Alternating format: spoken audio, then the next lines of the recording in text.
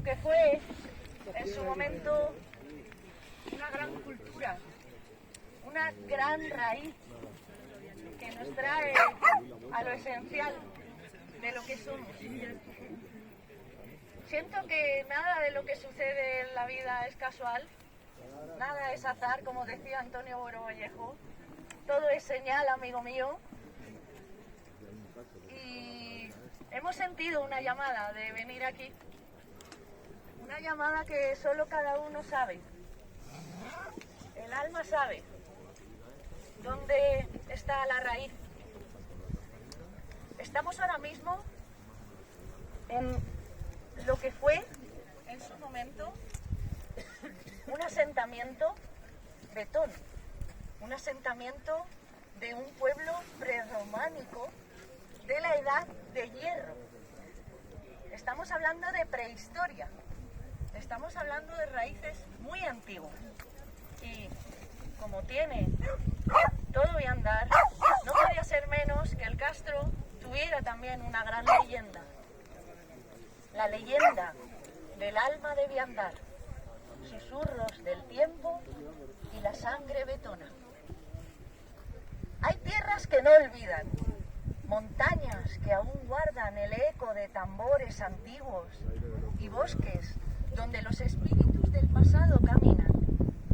Viandar de la Vera es uno de esos lugares.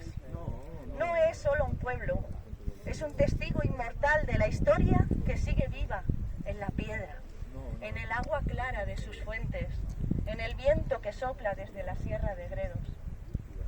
Hace más de 2500 años, cuando aún las legiones romanas no habían cruzado la península, los vetones reinaban en estas tierras.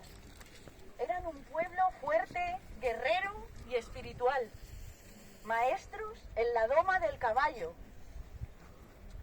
diestros en la forja del hierro y en el arte de sobrevivir en la naturaleza salvaje.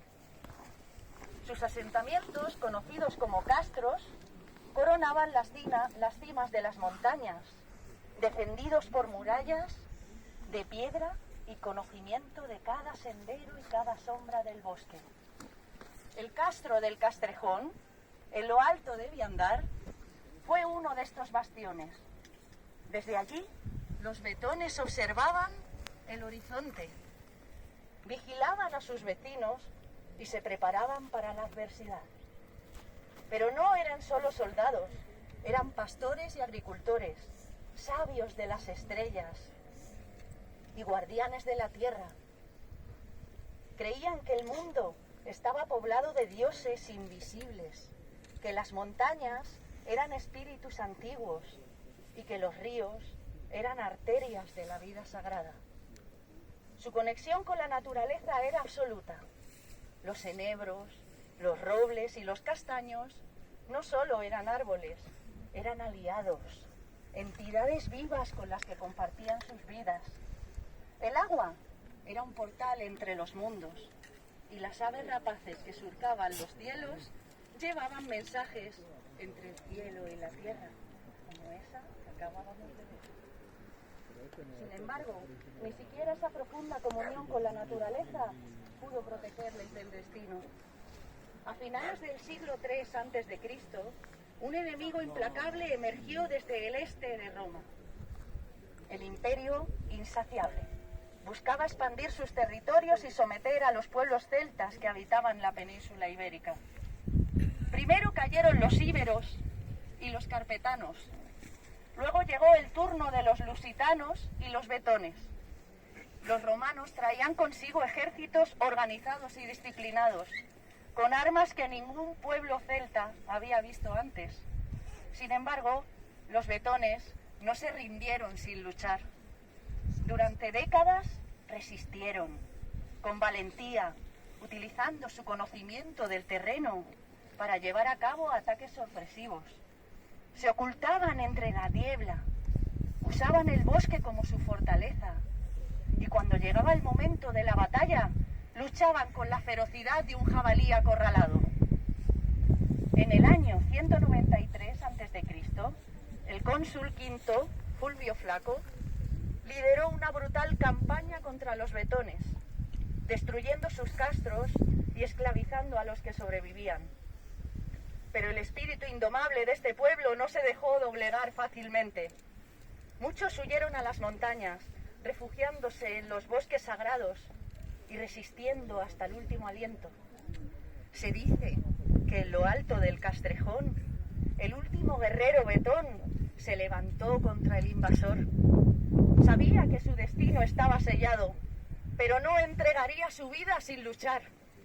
Se cuenta que invocó a los dioses del viento y la tormenta, que su grito resonó en el valle y que cuando los romanos alcanzaron la cima, él ya no estaba.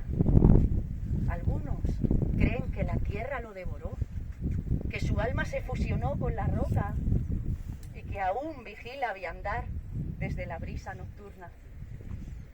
A pesar de que el tiempo ha pasado y los betones han desaparecido, su esencia sigue viva en la tierra. Sus ritos y creencias no se han extinguido por completo. Siguen vivos en la manera en que los viandareños, generación tras generación, sienten y respetan la naturaleza. Las aguas cristalinas del río Moro, que atraviesa la sierra de Viandar, abastecía a los betones para su comunidad y en sus orillas realizaban rituales, ofrecían tributos a sus dioses y dejaban mensajes tallados en las piedras y en la geometría de sus cerámicas.